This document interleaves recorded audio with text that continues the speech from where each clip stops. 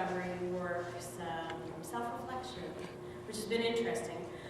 One of the things that I've really been looking at in my own life is my definition of God. My definition of God. And I think it's an important topic for us as spiritualists. A lot of us believe in God as a higher power, which is true, but not necessarily as the man on the throne, And I have I have to say this. I have a strong pull towards a Catholic belief system, believe it or not. Even one of my spirit guides is a cardinal in that faith. So for me, I'm big on Catholicism, not necessarily the dogma part of Catholicism, but still Catholicism as it is. I've also studied Buddhism. I'm studying a little bit of Jewish religion at the moment, the Kabbalah, stuff like that. So it's fascinating. But one of the things that I've been thinking about is, what is God, and who is God, and what does it look like in a grander scheme? And what I've really been looking at is the play of energy, right? If we look at God as a scientific form, we look at it as a play of energy. So there's a balance of light and dark, a very Star Wars, if you excuse the thought process, right? But a light and a dark, and how you choose to wield that energy or to work with it in your own life is really up to you, right? So if you constantly think of moving with the positive energy and attracting positive energy and moving in positive energy, this is where you end up. If you end up working with the more darker forces, the negative energies, you kind of find yourself maybe in a depression, maybe a little lost, maybe a little bit, maybe your ego's a little out of control.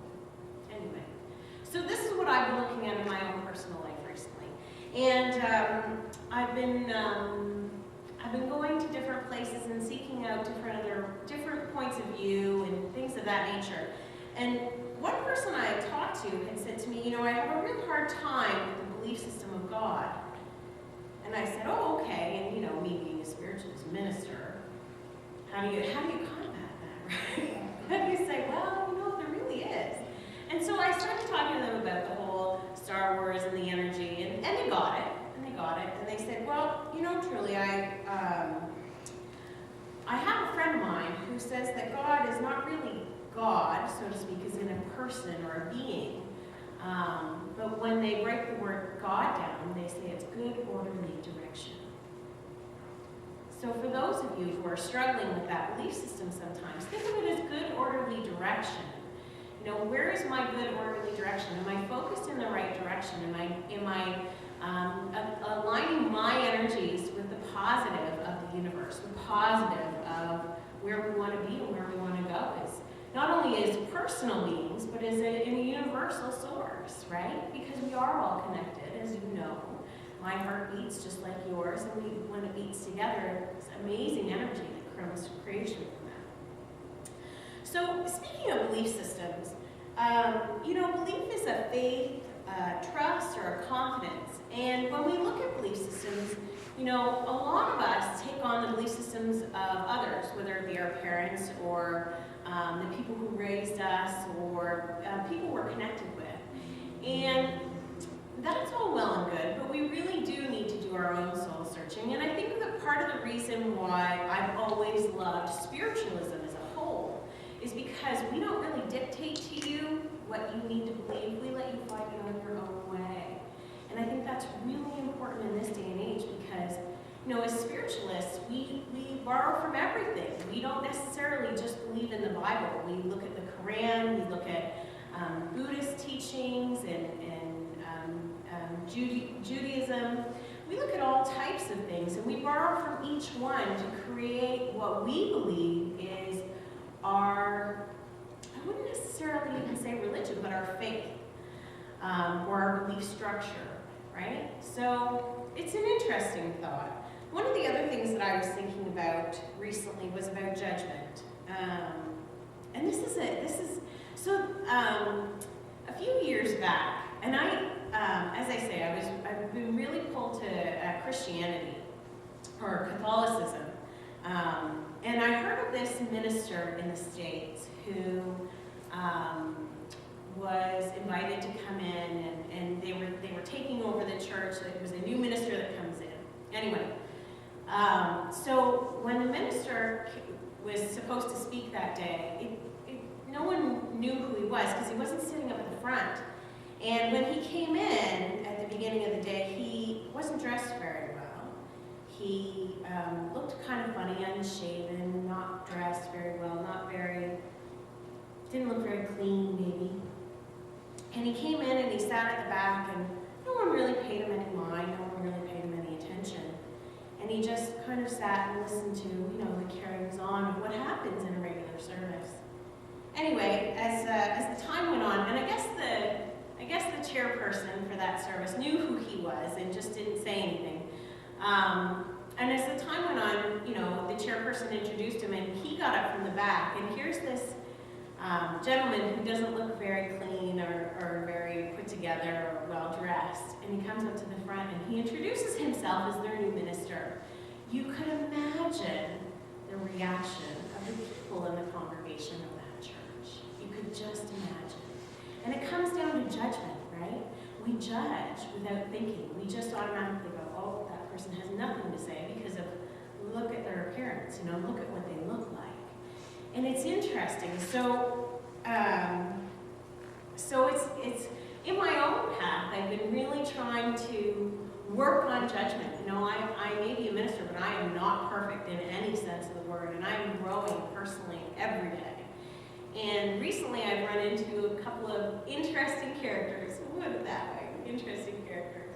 And so one of the things that I was thinking about, and this is not my thought at all, I have overheard this before, but what if God chooses that person to speak through that day, and I'm not listening?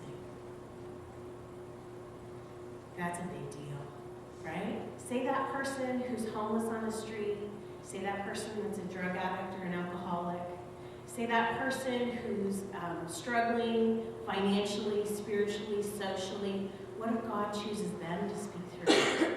I'm in deep caca, right? If I'm not listening, if I'm not paying attention and treating them as an equal, I'm in big trouble. So it's been a big lesson for me recently. And one that I think we all work on some level, some way, shape, or form. But I just wanted to put that out there to you guys today. So what is a spiritualist? What is a spiritualist?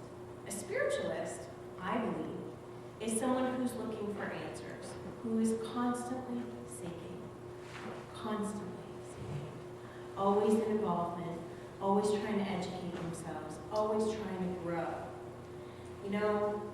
Spiritualists, when we come down to it, we try really hard not to judge, and we don't make you believe in what we believe in.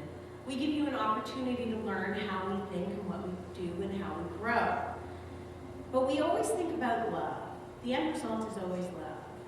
In my own personal practice at home, when I'm sitting with a client and I talk about belief systems or religion, I always say, God, Buddha, Jesus, Allah, the unconscious universe, whatever you guys want to call it, because what the title of that really is doesn't really matter. What it comes down to is love, right? That universal love, that universal energy. So, the other thing I wanted to talk to you guys about today was evolution as a spiritualist, and kind of where we're going and what we're doing. So spiritualism, it expands and contracts and expands and contracts. And I've been in this actual foundation for a little over 10 years, which is kind of scary when I think about it. I've seen it grow to huge congregations, and I've seen it shrink down to little congregations too. And what I find is that when we, as a whole, are evolving or growing, we find that we shrink because some of us don't necessarily want to look at who we are or what we do or what our faults may be or what we're really learning at the moment. And that's hard, and I'm not going to dictate to you that you should or shouldn't do that. I know for myself, I don't grow or evolve when I don't do that. And I've just recently had a major shift, a major life change. So it's interesting. I find that, you attract to yourself what you want or what you like or where you're going. And so for me, I know I haven't been here recently, and I apologize for that. Not that you couldn't count on me, but that I was doing a little self-healing. And it's been important. And I like the path that my life is going on now, and I'm so thankful that you all are here to share with me and the growth that I've made. And I want you to think